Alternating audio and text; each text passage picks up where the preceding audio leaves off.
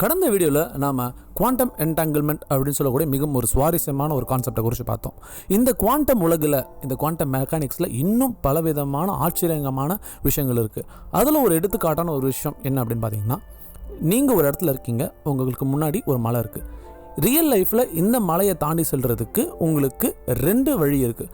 ஒன்று, நீங்கள் அந்த மலை மேலே ஏறி அந்த பக்கம் இறங்கலாம். இன்னொன்று, இந்த மலையை துளை போட்டு நீங்கள் அந்த பக்கம் செல்லலாம். ஆனால் நீங்கள் குவாண்டம் உலகுக்குள்ளே வரும்பொழுது பார்த்திங்கன்னா உங்களுக்கு 3வது ஒரு ஆப்ஷன் இருக்குது. இதுக்கு எடுத்துக்காட்டுக்கு நம்ம ஒரு எலக்ட்ரானை எடுத்துப்போம். எலக்ட்ரானுக்கு நமக்கு வேவ் பார்ட்டிக்கல் டுவாலிட்டி, அதாவது அலை துகள் இரட்டைத்தன்மை இருக்குது அப்படின்றது நமக்கு நல்லாவே தெரியும். ஸோ ஒரு எலக்ட்ரான் சில நேரத்தில் பார்ட்டிக்கலாகவும் பிஹேவ் பண்ணும், இன்னொரு நேரத்தில் வேவாகவும் பிஹேவ் பண்ணும். ஸோ ஒருவேளை அந்த எலக்ட்ரான் பார்ட்டிக்கலாக பிஹேவ் பண்ணும்பொழுது அந்த மலை அது ஒரு எனர்ஜி பேரியராக கருதப்படும் பொழுது அந்த பார்ட்டிக்கல் அந்த எனர்ஜி பேரியரை தாண்டி செல்ல முடியாது. ஆனால் அந்த எலக்ட்ரான் ஒரு வேவின் தன்மை, அதாவது ஒரு அலையின் தன்மையை வெளிப்படுத்தும் பொழுது அது மலைக்குள்ளாக சென்று அந்த பக்கத்தில் வரதுக்கான ஒரு வாய்ப்பு இருக்குது. ஸோ இந்த ஒரு கான்செப்டை தான் குவாண்டம் டனலிங் அப்படின்றத நம்ம அழைக்க போகிறோம்.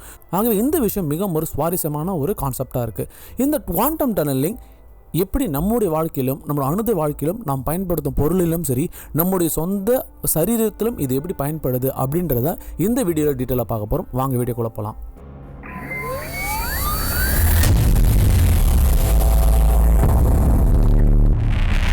இப்போ இந்த குவாண்டம் டனலிங் அப்படின்னு சொல்லும்பொழுது கிட்டத்தட்ட ஒரு விஷயத்துக்குள்ளே புகுந்து செல்லுது அப்படின்னு நம்ம சொல்லும்போது சில நேரத்தில் அது மாயாஜாலம், இது மந்திரமா அப்படின்ற மாதிரியான நமக்கு ஒரு யோசனையை யோசிக்க தோணுது. ஆனால் இந்த குவாண்டம் உலகுக்குள்ளாக எது வேணாலும் நடக்கக்கூடும் என்று நிறைய விஞ்ஞானிகளும் சொல்லியிருக்காங்க. நாம் அணுது வாழ்க்கையிலும் நம்மளுடைய எல்லா விதமான எக்ஸ்பெரிமெண்ட்ஸ் மூலமாக நம்ம பார்த்துட்ருக்கோம். ஸோ இந்த விஷயத்தில் தான் பார்த்திங்கன்னா குவாண்டம் உலகுக்குள்ளாக ஒரு துகள், ஒரு பார்ட்டிகள் சுவர்கள் ஊடுருவி, அதாவது தடைகளை மீறி, அதாவது பொட்டென்ஷியல் பேரியர்ஸ், எனர்ஜி பேரியர்ஸை கடந்து செல்லக்கூடிய ஒரு சாத்தியம் இருக்குது அப்படின்னு நம்ம பார்க்குறோம். குவாண்டம் உலகுக்குள்ளாக மைன்யூட் பார்ட்டிகல் சொல்லக்கூடிய எலக்ட்ரானாக இருக்கட்டும், ஃபோட்டான், நியூட்ரானாக இருக்கட்டும், ஸோ இந்த மாதிரியான எல்லா விதமான பார்ட்டிகல்ஸுக்குமே இரட்டைத்தன்மை சொல்லக்கூடிய வேவ் பார்ட்டிகல் டுவாலிட்டி அப்படின்ற ஒரு தன்மை இருக்குது தெரியும். சில நேரங்களில் இவைகள் பார்ட்டிகலாகவும் பிஹேவ் பண்ணும், சில நேரங்களில் வேவ் அப்படின்றவும் பிஹேவ் பண்ணும். ஸோ இப்போ இந்த குவாண்டம் டனலிங் சொல்லக்கூடிய இந்த விஷயம் எப்படி நம்ம செயல்படுது அப்படின்னு பார்க்கலாம். ஒரு துகள் ஒரு பொட்டென்ஷியல் பேரியர், அதாவது ஒரு தடையை கடந்து செல்வதற்கு ஒரே வழி என்னென்னா பார்ட்டிக்கலாக இருக்கும்போது அதனால் ஊடுருவி செல்ல முடியாது. ஸோ அது வேவாக மாற வேண்டும். ஸோ இந்த டியூவல் பார்ட்டிக்கல் நம்மக்கிட்ட இருக்கிறதுனால அது சில நேரத்தில் வேவாகவும் பிஹேவ் பண்ணும், சில நேரத்தில் பார்ட்டிக்கலாக பிஹேவ் பண்ணும். இப்படி ஊடுருவி செல்லும்பொழுது தான் பார்த்திங்கன்னா இந்த குவாண்டம் டனலிங் அப்படின்ற கான்செப்டை இங்கே நடைபெறுது. ஒரு துகள் அல்லது பார்ட்டிகல் ஒரு பொட்டென்ஷியல் பேரியரை சந்திக்கும் போது அது வேவ் பார்ட்டிகல், அதாவது அலை சார்பு, அந்த விஷயத்தின் மூலமாக மறுபக்கத்தில் சிறிதளவில் இருக்கும்.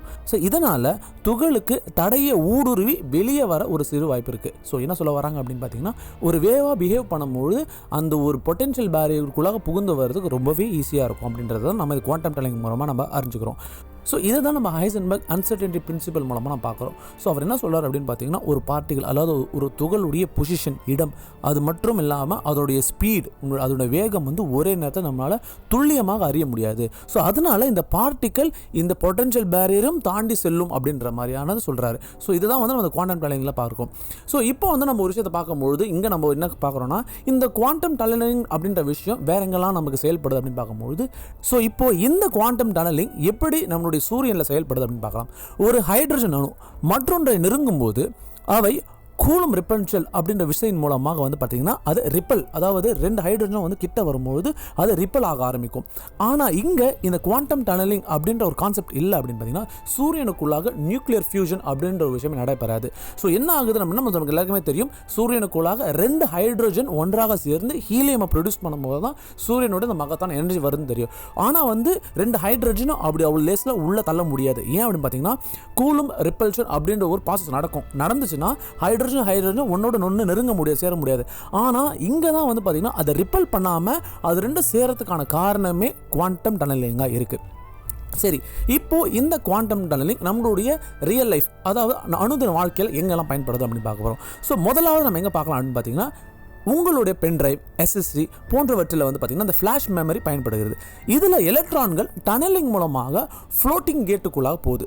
இதுதான் டேட்டாவை சேமிக்கிறதுக்கான ஒரு விதமாக இருக்குது. ஆகவே இந்த குவாண்டம் டனலிங் அப்படின்ற ஒரு கான்செப்ட் இல்லைனா உங்களுடைய ஃபோன், உங்களோட ஸ்மார்ட் ஃபோனுக்குள்ளே, உங்களுடைய மெமரி டிரைவ்ஸ்க்குள்ளே பார்த்தீங்கன்னா ஸ்டோரேஜ் அப்படின்ற ஒரு விஷயமே இருக்காது. ஏன்னா நம்ம எல்லாருக்குமே தெரியும், இந்த ஸ்டோரேஜ் அப்படின்ற விஷயங்கள் எல்லாமே பார்த்தீங்கன்னா எலக்ட்ரான்களுடைய அது மூவ்மெண்ட்ஸ் மூலமாக தான் இதில் செயல்படுது. ஸோ இப்போ இந்த ஃப்ளோட்டிங் கேட் அப்படின்னு ஒரு விஷயம் நான் இங்கே சொல்லும்போது இங்கே என்ன நடக்குது அப்படின்னு பார்த்தீங்கன்னா இந்த குவாண்டம் டனலிங் வந்து பார்த்தீங்கன்னா முக்கியமாக SSDs மற்றும் ஃப்ளாஷ் மெமரி அப்படின்னு சொல்லக்கூடிய பென் டிரைவ்ஸ் தான் அதிகமாக ஒர்க் பண்ணுது. ஸோ இந்த ஃப்ளோட்டிங் கேட் அப்படின்றது பார்த்தீங்கன்னா இது கிட்டத்தட்ட ஒரு கேட் மாதிரி தான் வச்சுக்கோங்க. ஸோ என்ன ஆகுதுன்னா ஹை வோல்டேஜ் கொடுக்கும்போது இந்த எலக்ட்ரான்ஸ் தான் நம்மளோட டேட்டாஸாக இருக்குது. அது வந்து இது ஒரு டிரான்சிஸ்டருக்குள்ளே வரும்போது நம்ம ஹை வோல்டேஜ் கொடுக்கும்போது ஆட்டோமேட்டிக்காக அந்த ஃப்ளோட்டிங் கேட் என்ன பண்ணுது பார்த்தீங்கன்னா அந்த டிரான்சிஸ்டருக்குள்ளாக வந்து எலக்ட்ரான்ஸை வந்து பார்த்தீங்கன்னா அது ஹோல்ட் பண்ணி வச்சுக்குது. ஸோ ஒன்ஸ் அங்கே பவர் ஆஃப் ஆனாலுமே வந்து பார்த்தீங்கன்னா அந்த இடத்துல எலக்ட்ரான்ஸ் வந்து அதற்குள்ளாக ட்ராப் ஆகிருக்கனால நம்மளோட மெமரி நம்மளோட டேட்டாஸ் எல்லாமே உள்ள ஸ்டோர் ஆயிருக்கு.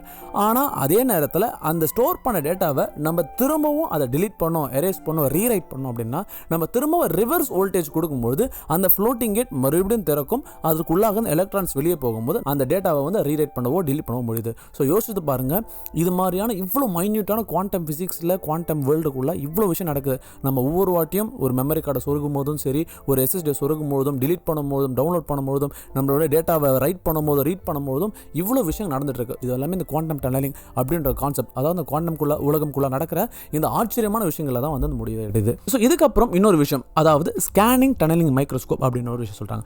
இதை வந்து அணுக்களை பார்ப்பதற்கும் அணுக்களுடைய ஸ்ட்ரக்சர் அறிஞ்சு கொள்வதற்கும் விஞ்ஞானிகள் பயன்படுத்துறாங்க.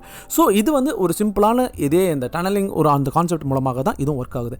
எப்படின்னு பார்த்தீங்கன்னா இந்த மைக்ரோஸ்கோப் எப்படி இதை வந்து அரேஞ்ச் பண்ணியிருக்காங்க அப்படின்னு பார்த்தீங்கன்னா ஒரு ஷார்ப் பாயிண்ட், மிகவும் ஒரு கூரிய முனையை கொண்ட ஒரு வயர் ஒன்று இருக்கும்.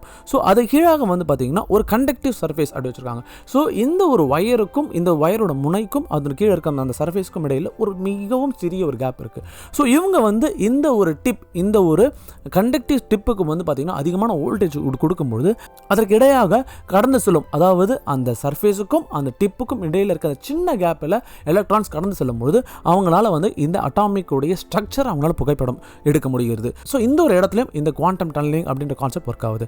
ஸோ இது மட்டும் இல்லாமல் மூணாவது ஒரு விஷயம் என்ன பார்த்தீங்கன்னா குவாண்டம் பயாலஜி, அதாவது குவாண்டம் உயிரியல். ஆமாங்க, இந்த குவாண்டம் டனலிங் உங்களுடைய உடலிலும் நடக்குது. ஸோ டிஎன்ஏவில் இருக்க புரோட்டான்கள் டனலிங் மூலமாக அது தாவிட்டு இருக்கு.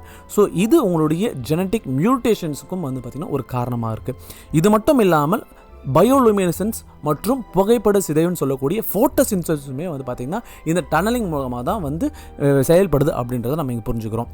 ஸோ இப்போ நம்ம இந்த வீடியோவில் இந்த குவாண்டம் டனலிங் அப்படின்றது எப்படின்றத பார்த்தோம். ஸோ குவாண்டம் டனலிங் அப்படின்னு சொல்லும்பொழுது பார்ட்டிகல்ஸ் பேரியர்ஸை தாண்டி, அதாவது தடைகளை தாண்டி ஊடுருவி செல்வதாக இருக்குது. இது மட்டும் இல்லாமல் இந்த குவாண்டம் டனலிங் நம்ம அணுதின வாழ்க்கையில் நியூக்ளியர் ஃபியூஷன் அப்படின்ற ப்ராசஸ் மூலமாக சூரியனில் செயல்படுது. இது மட்டும் இல்லாமல் நம்ம அணுதினமாக பயன்படுத்தக்கூடிய ஃப்ளாஷ் டிரைவ்ஸ், SSDs மற்றும் அட்டாமிக் ஸ்ட்ரக்சரை கண்டுபிடிப்பதற்கான STM சொல்லக்கூடிய அந்த ஸ்கேனிங் டனலிங் மைக்ரோஸ்கோப் அப்படின்ற விஷயத்தில் பயன்படுது. ஸோ இந்த குவாண்டம் உலகம், இந்த குவாண்டம் டனலிங், இந்த குவாண்டம் மெக்கானிக்ஸுமே வந்து மிகவும் வந்து நிறைய மர்மங்கள் நிறைந்ததும் ஆச்சரியவிக்கத்தக்கதாகவும் இருக்குது. ஸோ உங்களுக்கு இந்த வீடியோ பிடிச்சிருந்தா லைக் பண்ணுங்கள், சப்ஸ்கிரைப் பண்ணுங்கள், உங்களுடைய கமெண்ட் பாக்ஸில் தெரிவிங்க. உங்களுக்கு ஏதாவது கேள்விகள் இருக்கணும்னாலும் கீழே தயவு செஞ்சு கமெண்ட் பண்ணுங்கள். எனக்கு தெரிஞ்ச இந்த வீடியோ உங்களுக்கு பிடிச்சுன்னு நினைக்கிறேன். இதே மாதிரி மற்றொரு வீடியோவில் உங்களை சந்திக்க வரையும். Until then take care, by.